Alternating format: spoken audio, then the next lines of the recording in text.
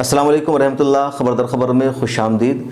Shaheen Bagh protest को लेकर पूरी दुनिया में चर्चा बहस जारी है। सुप्रीम कोर्ट के जो वार्ताकार मुकर्रर हैं वो बातचीत करने के लिए जा रहे हैं, रास्ता खाली कराने के लिए, और ऐसा लग रहा है कि अब ये मामला हल हो जाएगा। यानी दोनों तरफ से बातचीत एक मंजिल तक पहुंच गई है और जिस बात को लेकर सुप्रीम कोर्ट ने मुज़ाकरा का वक्त दिया था या मुज़ाकरा करने की पहल कराई थी, वो मुज़ाकरा मंजिल के करीब पहुँच गया है और हल निकल जाएगा। वो हल क्या है, खबरदार खबर में हम यही आपको बताएंगे।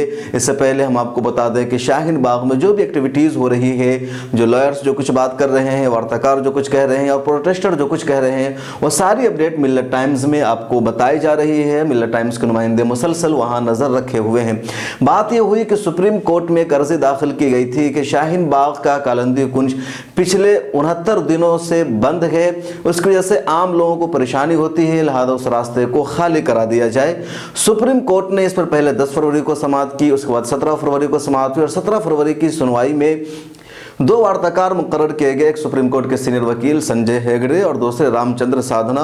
दोनों सुप्रीम कोर्ट के जो वकील हैं लगातार आज तीसरे रोज शाहीन बाग पहुंचे और उन्होंने बातचीत की। कहा कि हम चाहते हैं कि आपका शाहीन बाग जारी रहे, प्रोटेस्ट कंटिन्यू रहे, क्योंकि एहतजाज करना आपका बुनियादी हक है, आइन और दस्तूर ने आपको हक दिया है, लेकिन आपके इस रास्ता ब्लॉक की वजह से आम लोगों को परेशानी हो रही है। शाहीन बाग की खवातीन ने पहले दिन सिर्फ सीए पर बातचीत की और कहा कि आप हमारी बात सुप्रीम कोर्ट में जाकर पहुंचाइए कि हमें भी परेशानी है और हम 70-69 दिनों से यहाँ पर बैठे हैं, सीए की हम क्यों मुखालफत कर रहे हैं, सुप्रीम कोर्ट को इस पर पहले सुनवाई करनी चाहिए। दूसरे दिन ये दोनों वार्ताकार जब पहुंचे तो धमकी देकर चले गए और कहा कि हम सिर्फ रोड पर बात करना चाहेंगे, सीए के खिलाफ आपका एहतजाज आप कीजिए, सुप्रीम कोर्ट उसको देख रहा है, लेकिन हम सिर्फ रास्ते के सिलसिले में बात करेंगे, इसके अलावा किसी और मुद्दे पर बातचीत नहीं करेंगे। बातचीत होती गई और आखिर में संजय हेगड़े यहां तक कहकर चले गए कि अगर कुछ हुआ आपके साथ तो फिर आप लोग जिम्मेदार होंगे, सुप्रीम कोर्ट जिम्मेदार नहीं होगा। शाहीन बाग की खवातीन ने भी कहा कि एक तरह से दोनों वार्ताकार ने हमें धमकी दी है। आज तीसरे रोज संजय हेगड़े पहुंचे और उन्होंने पूरे रास्ते का जायजा लिया। उनके साथ रामचंद्र साधना भी थी। पुलिस वालों से उनकी बातचीत हुई और फिर मामला यहाँ तक पहुँचा कि जो रास्ता ब्लॉक है, बंद है, वो बरकरार रहेगा, ब्लॉक शाहीन बाग का प्रोटेस्ट वहीं पर जारी रहेगा, लेकिन एक दूसरा रास्ता अल्टरनेट मौजूद है जिसको खुद पुलिस ने बंद किया हुआ है और उसकी वजह से लोगों को परेशानियाँ हो रही है। अब तक यही तासुर दिया जा रहा था, यही खबर चल रही थी कि शाहीन बाग के लोगों ने नवेड़ा जाने वाली तमाम सड़क को बंद कर रखा है, लेकिन आज हकीकत सामने आई। सुप्रीम कोर्ट के जो वार्ताकार है उन्होंने भी देखा और एक खातून ने भी इंकशाफ किया कि शाहीन बाग के लोगों ने कालंदी कुंज रोड को बंद कर रखा है। उसके अलावा जो अल्टरनेटिव रास्ते हैं, जो मुतबादिल रास्ते हैं, उसको शाहीन बाग के लोगों ने बंद नहीं कर रखा है, पुलिस ने उसे बंद कर रखा है। लेकिन पुलिस तासुर देने की कोशिश कर रही है कि शाहीन बाग के लोगों ने ही तमाम रास्ते को बंद कर रखा है। सबसे बड़ा डर आपका वो ये है कि हमें सुरक्षित रहना चाहिए, हमारी सुरक्षा हमें लिखित में मिलनी चाहिए और इस सुरक्षा के लिए सुप्रीम कोर्ट का आदेश होना चाहिए।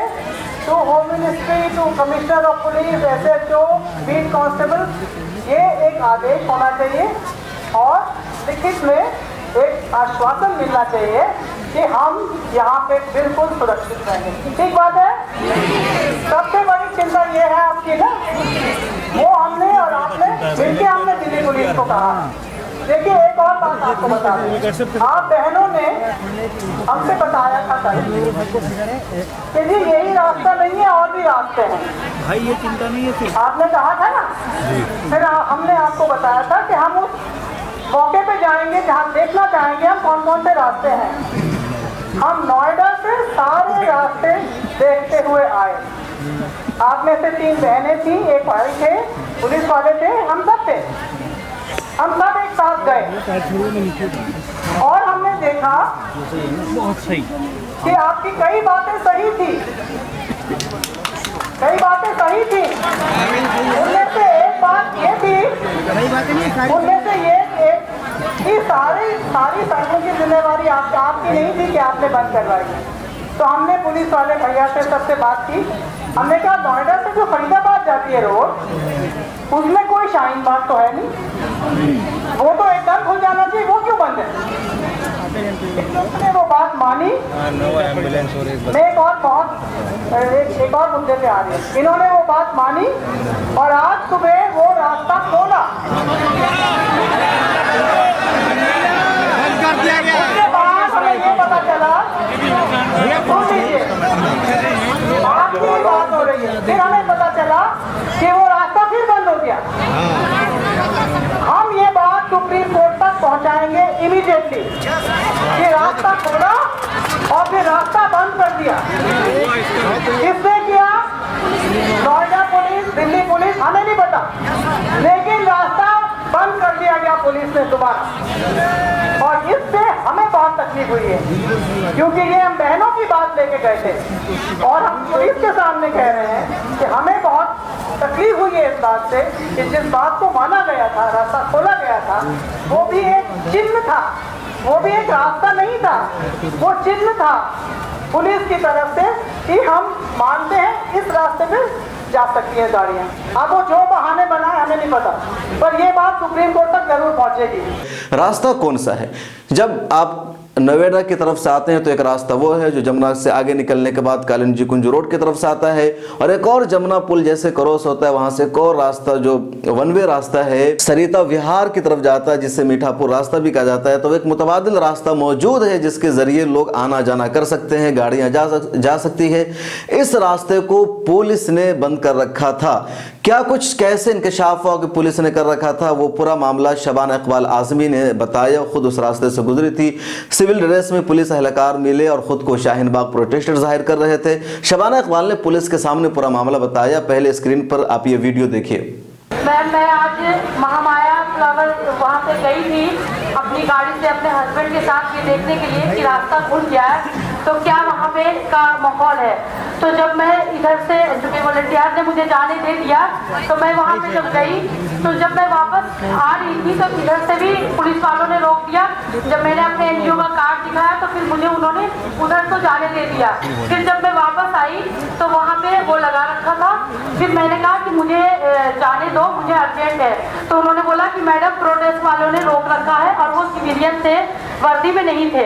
तो मैंने कहा कि और जब मेरी गाड़ी रुकी तो 2-3 जो थे हमारे वहाँ के कंचन कुंज के और जैतपुर के भाई वो भी रुक गए वहाँ पे। उन्होंने भी रिक्वेस्ट किया कि अभी लेट हो रहा, हम लोगों को जाने दो। तो उन्होंने बोला कि शाहीन बाग के प्रोटेस्ट वालों का हम लोग का ये है कि नहीं खोलना है। तो फिर मैंने उनको अपना कार्ड दिखाया NGO का कि मैं ये शाहीन बाग की महिला हूँ, फोटो लगी हुई है और मैं NGO चलाती हूँ। और आपने शाहीन बाग का नाम कैसे लिया, क्योंकि शाहीन बाग के लोगों ने तो बंद नहीं किया। तो फिर जो मेरे पीछे थे वहाँ के जयपुर के 2-4 भाई वो कल आएंगे हमारे साथ।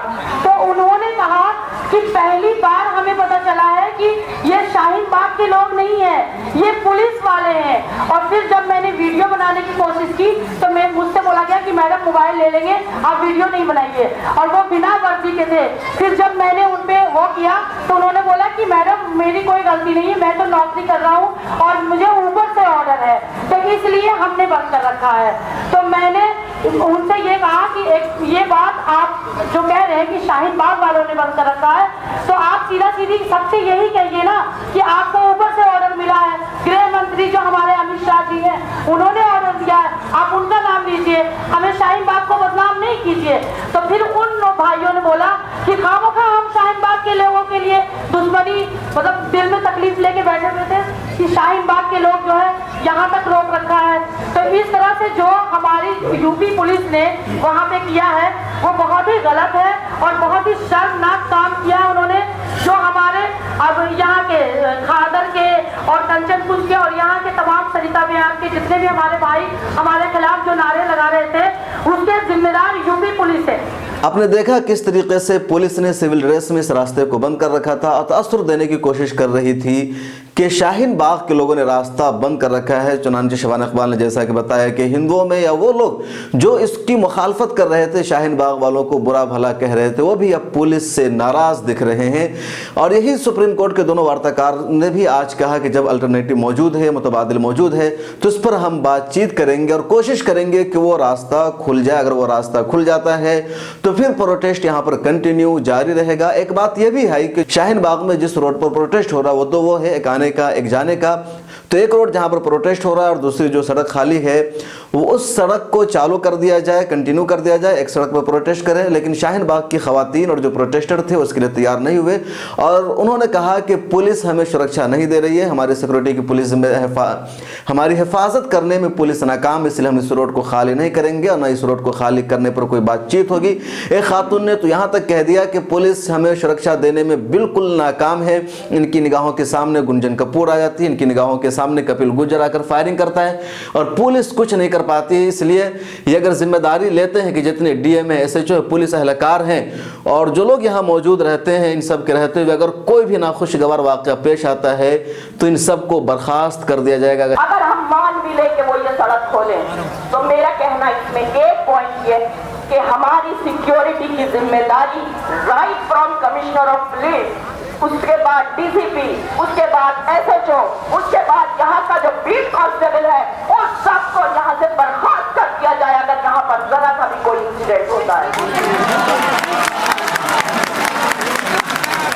ऐसी जिम्मेदारी कबूल करते हैं तो फिर हम दूसरा रास्ता खाली करने के लिए तैयार हैं, वरना नहीं। बातचीत यही नतीजे के तौर पर निकलकर सामने आई कि जो मीठापुर का रास्ता यानी दूसरा रास्ता एक और है जिसको खुद पुलिस ने बंद कर रखा है, शबाना इकबाल आजमी ने जिसका इंकशाफ किया है, उस रास्ते को खाली कर दिया जाए, उस रास्ते को यानी चालू कर दिया जाए। अगर वो रास्ता चालू हो जाता है, वहां से लोगों का आना जाना हो जाएगा तो फिर परेशानी की बातें खत्म हो जाएगी। और जिस रोड पर प्रोटेस्ट चल रहा है यानी कालिंदी कुंज रोड पर, ये प्रोटेस्ट भी कंटिन्यू चलता रहेगा।